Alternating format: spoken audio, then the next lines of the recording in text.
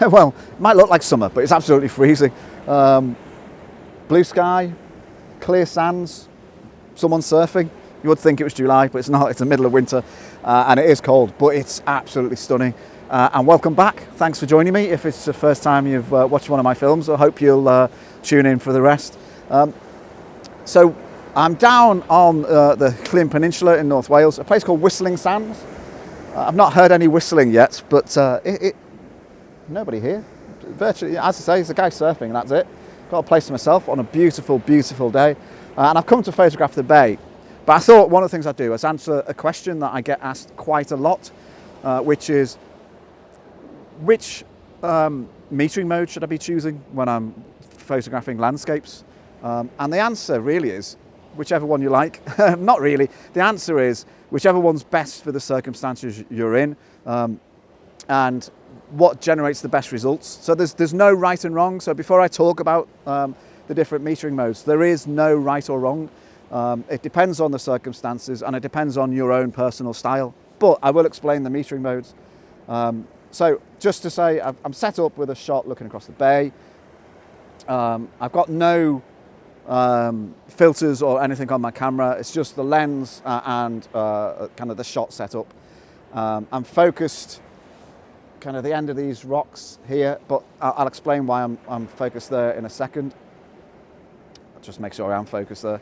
So first mode, metering mode on my Canon is evaluative. It's called different things on different cameras. Most DSLRs will have 3 or 4 metering modes. They might be called different things. I'm going to use the Canon terminology for this session, but I know Nikon kind of have different kind of words that they use, but it's the same principle. So evaluative, what does evaluative metering do? Well, essentially it just looks at the whole screen. The camera looks at the whole scene, and tries to arrive at a balance between the darks and the lights, the full dynamic range. So in this circumstance, these rocks are covered in seaweed, quite dark. There's clouds and the headland over there, quite bright. And the camera will try to find a range somewhere in the middle to render an exposure that kind of covers that full dark to light. And it works quite well. Also on the Canon, there's a bit of a bias towards where you're focused. So I mentioned I'm focused just on the kind of the rocks. There'll be a little bit of a bias in evaluative mode on the Canon, but not a huge amount. So what I'm going to do is we're going to take 4 images with the 4 different metering modes. I won't make any alterations, but I'll I'll follow the camera's instructions, what it says for exposure, and then I'll do a compare and contrast. So I won't process them. I'll just show all 4 images side by side. So the first one is evaluative. Camera is saying I should be exposing about there, 60th of a second. There we go. That's the first one done. I'll actually go to the. I'll jump one because I'll come back in a second. Next one is spot metering, and spot metering again it does what it says on the tin. Spot metering. I'm not sure you'll be able to pick this up from, but a little circle has appeared in the middle, and essentially spot metering focuses and takes its metering sample from just about 3% of the image. So it's a small spot in the middle. It's kind of like using a microscope to look in and just see a tiny fraction. Spot metering just looks at that tiny fraction and bases the exposure on that. It's very useful if you're photographing a light subject against a dark background, or a dark subject against a light background. You know, so say a bird or an animal or a flower or something like that. I also use it in landscape, but I'll talk about that a bit later. So I'm going to just get my focus sorted, and I'm going to follow the camera's suggestion, which is putting me down at 200th of a second, because it's focused on that very bright spot over there. So you'll see that that's quite dark. But the next mode is partial metering. Now, partial metering is a little bit like a souped up version of spot metering. So partial metering, whereas spot metering looks at about 3 to 5% of the image, Partial metering looks at about 10%, 10 to 12%. So it's a bigger portion of the screen. And in this case, on my Canon, the circle, the spot gets bigger, and it allows you to kind of take in a bit more of the scene. But it is, as I said, it's a little bit like a souped up version of spot metering. And then the final version is center weighted average. Now, center weighted average, they name these quite well, does what it says. Whereas evaluative looks at the whole scene, center weighted average kind of ignores the corners essentially. So it ignores the bits kind of in the extreme part of the scene.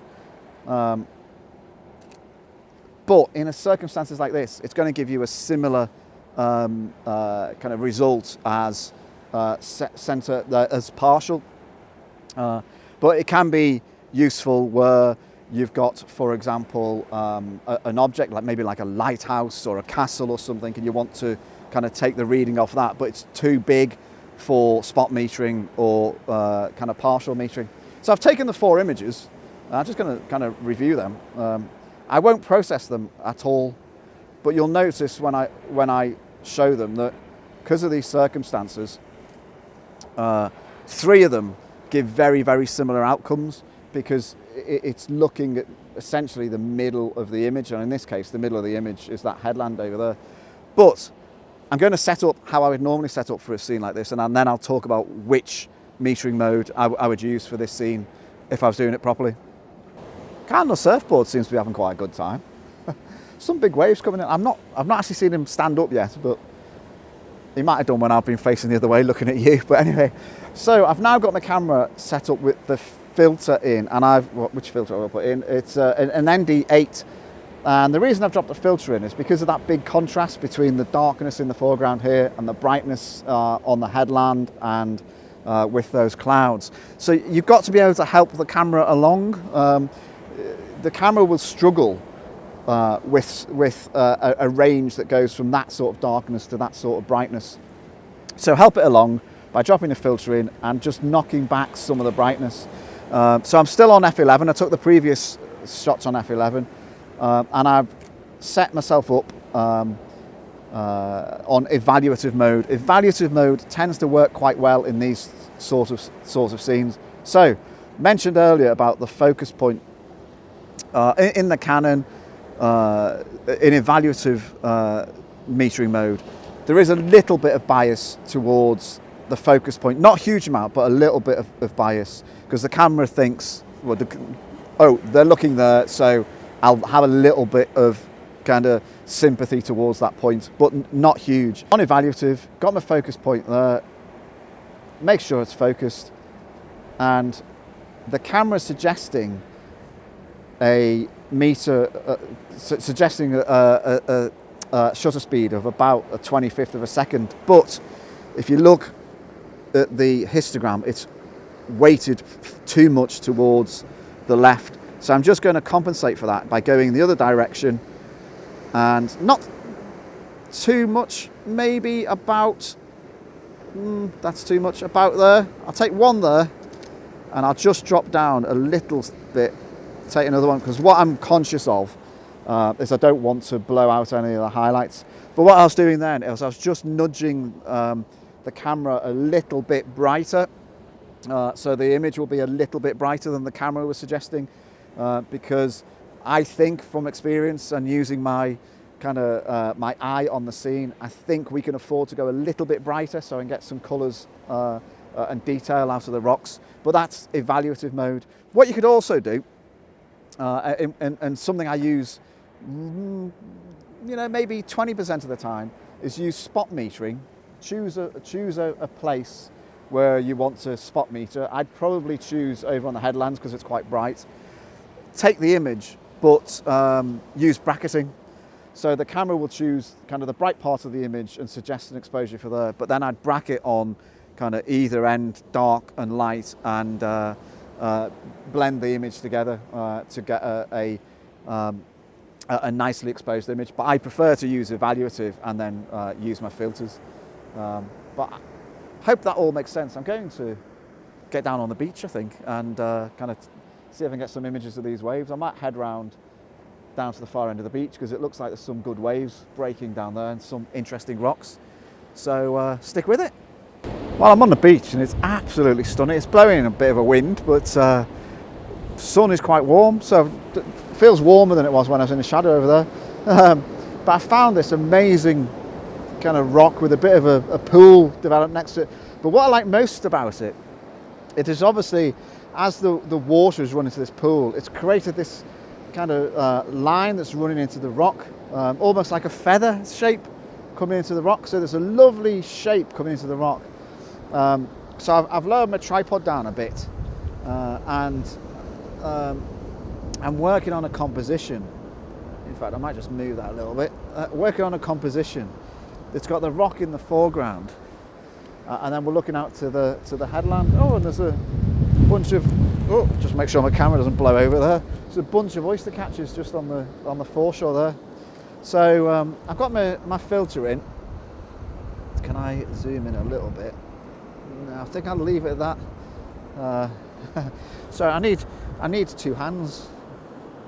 Just the horizon's not straight, but there we go. I think I've managed. Focus on the rock, and off we go.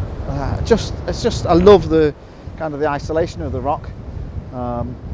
It would be nice if the tide was a bit higher, but I can't control that. But pretty pleased with that, and it's absolutely glorious, absolutely glorious. There's another rock down there that's a little bit more in the surf, so I might see if I can get something around that. Or it doesn't look as photogenic as this one, but I'm going to spend a bit of time walking up and down the beach. The sun's almost over the headland behind me, but it'll be down before I know it, so I'm going to make most of it while I can. So I took the images of that other rock, got my feet quite wet, but that's okay.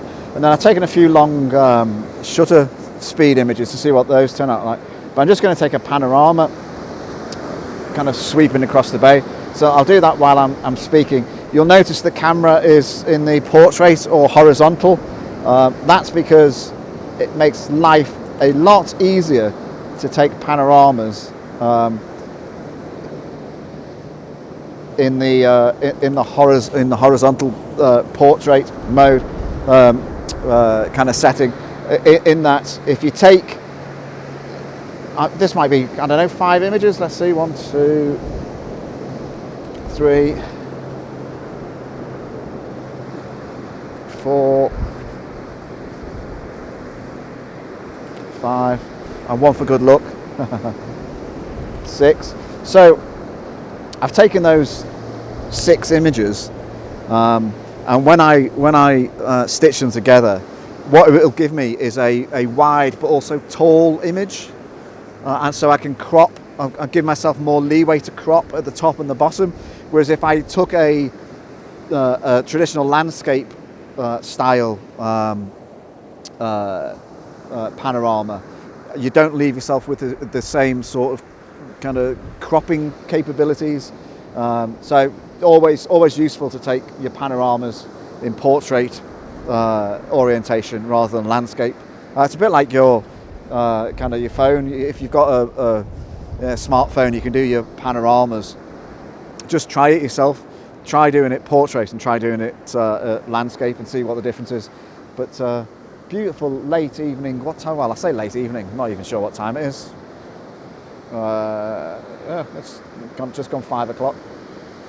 Beautiful, beautiful light. But that will probably be it for today. So hope you enjoyed that. Hope I explained metering. As I said, there isn't a right or wrong. It's whatever works well for you in the circumstances. But hopefully me explaining what the different options are helps you work out what those circumstances might be.